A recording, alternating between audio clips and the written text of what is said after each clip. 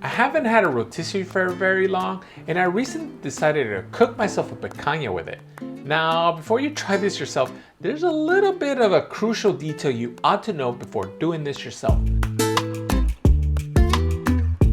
Hey there, I'm Sal here from SJ Cooks.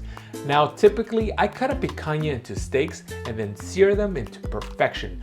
I cooked them using a skewer before, but today we're taking a bit of a detour into the rotisserie world. But first things first, you'll need to get yourself a picanha. I got myself a picanha from Wild Fork. Let's remove from the package. Take note which way the grain is running. You'll want to slice these steaks against the grain.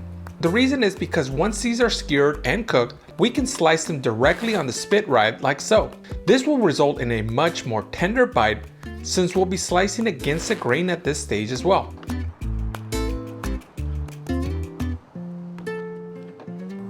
This is a very thick fat cap. Although it is highly recommended you keep the fat cap on, I don't think it needs to be this thick. Don't remove it all though. You really do want some fat cooked alongside this delicious picanha. You aren't doing it any justice if you remove it entirely. And now let's add them to the rotisserie one at a time. Now, as I mentioned at the top of the video, here's a bit of detail that I didn't account for when I first thought up this idea to do this, and it almost went wrong. So what's the issue? Well, the spit rod is not sharp enough to go through the fat cap and into the meat for a nice little C shape of meat that we're all used to seeing. Now the picanha is tender enough where it will go through the meat by itself, but it doesn't make for that great of a presentation. Plus the meat would be flapping around while the rotisserie rotates. Now I did a little troubleshooting while I was doing this, and I decided to use my skewers, which were sharp enough to go through the fat cap and through the meat. I guess you could say I made little pre-holes before placing it through the spit rod. Now let's just call these meat pilot holes. Anyways, after these pilot holes were made with the skewer, it was pretty easy to drive the spit rod right through the fat cap and through the meat. It's not a pretty solution, but look, hey, I made it work. I suppose you probably could have just used a knife, but the skewer, well, it worked. I could have just cooked them using the skewers I already have, but I was really determined to make the rotisserie work. Next, I drove in the rest of the steaks, and with the little skewer pilot hole trick, I didn't have any further issues with it. I probably should have removed all the meat and redid the first two steaks the same way, to keep them from flapping around, but I just went with it. Yep, they did end up flapping around, and I did come up with the solution and secure the flappy edges with some wooden skewers. Again, this is not a pretty solution, but it worked. Once all skewered up, let's secure it and then add some salt and pepper.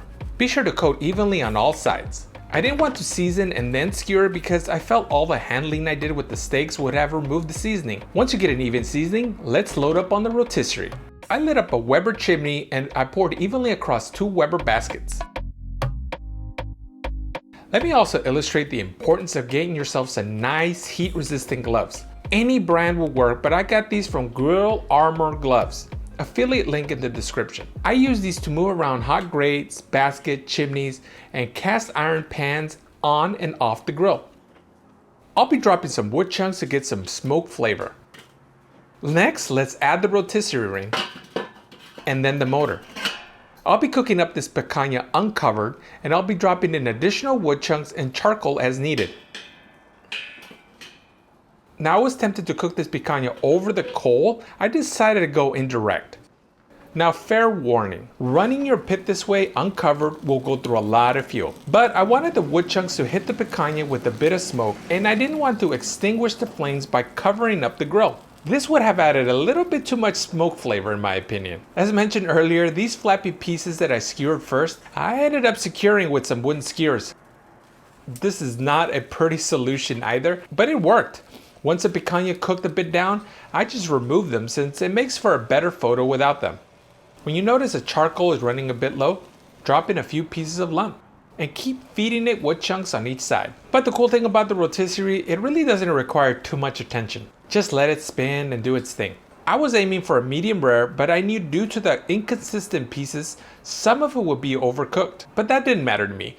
I probably could have sliced off a few pieces at the 20 to 30 minute mark and placed back on the rotisserie, but dinner was early, nobody was really hungry, so I just rolled with it. I remove once the thicker piece hit 130 and let it rest for a few minutes. Next, let's slice off a few pieces. Picanha is an extremely tender piece of meat. It always amazes me how well it slices, even with a dull knife like the one I'm using. Now the first few slices, especially on the thinner steaks, reveal a nice little medium. It almost went to a medium well. But the thicker pieces that I didn't slice until the next day were more of a medium rare.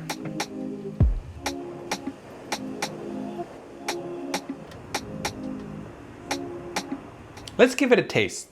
Now be sure to get a bit of that fat. Always got to get a little piece of that fat. Oh, that's good. This picanha was very flavorful. Although the skewering proved to be a little difficult, I was very glad I was able to quickly come up with a solution to make this all work. I'll definitely try this again and apply everything I learned today to make it a lot easier on myself. But what's your preference in cooking picanha? The skewer method, the steak method, or maybe you like to cook it whole like a roast?